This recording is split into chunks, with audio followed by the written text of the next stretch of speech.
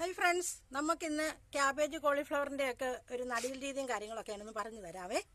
ഇതിപ്പോൾ ചെറിയ തൈകൾ, ഇത് നമ്മൾ വിത്ത് പാകി നിർത്തിയിരുന്നതാണ്. ഇതാ ഈ പ്രോട്രേ എല്ലാം കട്ട് ചെയ്ത് വെച്ചിരിക്കുക. അതിനകത്തൊക്കെ നമ്മൾ ആരെങ്കിലും കസ്റ്റമേഴ്സ് വരുവാണെങ്കിൽ കൊടുക്കാൻ വേണ്ടി ഇങ്ങനെ, ഇത് വയലറ്റ് ക്യാബേജാണ് കേട്ടോ.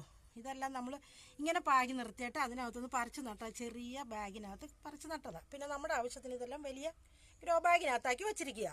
പെട്ടെന്ന് വളർന്നോളും. പെട്ടെന്ന് ഇത് നട്ട് കഴിഞ്ഞാൽ എത്രയും വേഗം ഇതിന് വേരോടി പിടിച്ച് ഇത് ചെടി നന്നാകും. ഇതൊക്കെ കണ്ട്, ഇത് സാധാ ക്യാബേജ് ഉണ്ടല്ലോ നമ്മുടെ പച്ച കളറിൽ, ആ ക്യാബേജ് ഞാനിത് ഒരു ചെറിയ ചട്ടിക്കകത്ത് പാകി ഞാനിവിടെ തൂക്കിയിട്ടിരുന്നതാണ്. അപ്പോൾ അതിൽ നിന്ന് ഞാൻ പറിച്ച് നട്ടതാണ്. വേണ്ട ഇതൊക്കെ അതിൽ നിന്ന് പറിച്ച് നട്ട തൈകളാണ് അതിൻ്റെ ഈ നിൽക്കുന്നതൊക്കെ കേട്ടോ. ഇന്ന് രാവിലെ നട്ടതാണ് ഇതൊക്കെ. പിന്നെ വേണ്ട ഇതൊക്കെ ഞാൻ ഗ്രോ ബാഗ് എനിക്ക് തികഞ്ഞില്ല, അപ്പം കുറച്ച് വീട്ടിൽ സാധനങ്ങൾ വാങ്ങുന്ന കവറുകളുണ്ടല്ലോ അതിനകത്തൊക്കെ ആക്കി വച്ചിരിക്കുക. ഇതൊക്കെ കോളിഫ്ലവറാണ്, ഇതൊക്കെ ക്യാബേജുമാണ് കണ്ടോ. അപ്പം ഞാൻ പറഞ്ഞത് എന്താണെന്നറിയോ, നമുക്ക് ഈ ക്യാബേജിനൊക്കെ എന്ന് പറഞ്ഞാൽ ചെറിയ വേരുകളാണ്, തീരെ നൈസായിട്ടുള്ള വേരുകൾ, അതായത് നൂല് പോലെ, നൂലിൻ്റെ അത്രയും പോലും നൂലൊക്കെ നമുക്ക് ഒന്ന് പിടിച്ചാലൊന്ന് പൊട്ടാത്ത രീതിയിലുള്ളതല്ലേ.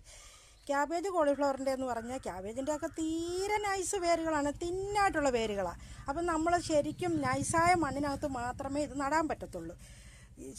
ചകിരിച്ചോറും ഒത്തിരി പൊടിഞ്ഞ ചാണകപ്പൊടിയും നൈസ് മണ്ണും മാത്രം ഇട്ട് വേണം ഇത് നടാൻ. അല്ലാതെ നമ്മൾ കട്ടിയുള്ള മണ്ണിനകത്തൊക്കെ നട്ട് കഴിഞ്ഞാൽ ഇത് വേരോടാൻ ഭയങ്കര പ്രയാസമായിരിക്കും. അതുപോലെ കരിയിലയും കട്ടിയുള്ള സാധനങ്ങളൊന്നും ബാഗിനകത്ത് വെച്ച് നമ്മളിത് നടത്തില്ല. കാരണം ഇത് വലിയ വേരുകളൊക്കെ ആണല്ലേ ആഴത്തിലോട്ട് ഇറങ്ങിച്ചെന്ന് അതിനകത്ത് കയറി പിടിച്ചിട്ട് നല്ല രീതിയിലൊക്കെ കയറി വരാൻ പറ്റത്തുള്ളൂ. അതൊന്നും നടക്കത്തില്ല. അതുകൊണ്ട് നൈസായിട്ടുള്ള മണ്ണിനകത്ത് വേണം നമ്മളിത് നടാൻ. ഇതാ ക്യാപ്സിക്കം തൈകളാണേ. ഞാൻ ഈ ചട്ടിക്കകത്ത് സീഡ് പാകി നിർത്തിയിരുന്നതാണ്. ഇപ്പോൾ അതിൽ നിന്ന് പറിച്ച് ഞാൻ ഇങ്ങനെ പിഴുതെടുത്ത് ഇതിലോട്ടൊക്കെ ആക്കി ഇതൊരു ചട്ടിക്കകത്തൊക്കെ വെച്ച് അതൊക്കെ നമുക്ക് നിർത്താൻ വേണ്ടിയിട്ട്. ഇതൊക്കെ ക്യാബേജ് തയ്യാ കേട്ടോ. ഇതൊക്കെ ഞാൻ ചിരട്ടയ്ക്കകത്തൊക്കെ നട്ടിരിക്കുക. ചിരട്ടയ്ക്കകത്ത് വെച്ചപ്പോൾ നല്ല ഗുണമാണ്, ശരിക്കും വേരോടി ചെടി നന്നായി വരും. പിന്നെ നമുക്കത് ഇങ്ങനെ കമത്തിയാൽ മതി, അതുപോലെ ആ ഷേപ്പിൽ നമ്മൾ ഈ ചിരട്ടപ്പൂട്ടുണ്ടാക്കുന്ന പോലെ ഇത് ഇളകി ഇങ്ങ് വരും. അപ്പോൾ അത് നമുക്ക് ബാഗിനകത്തോട്ട് നടാം.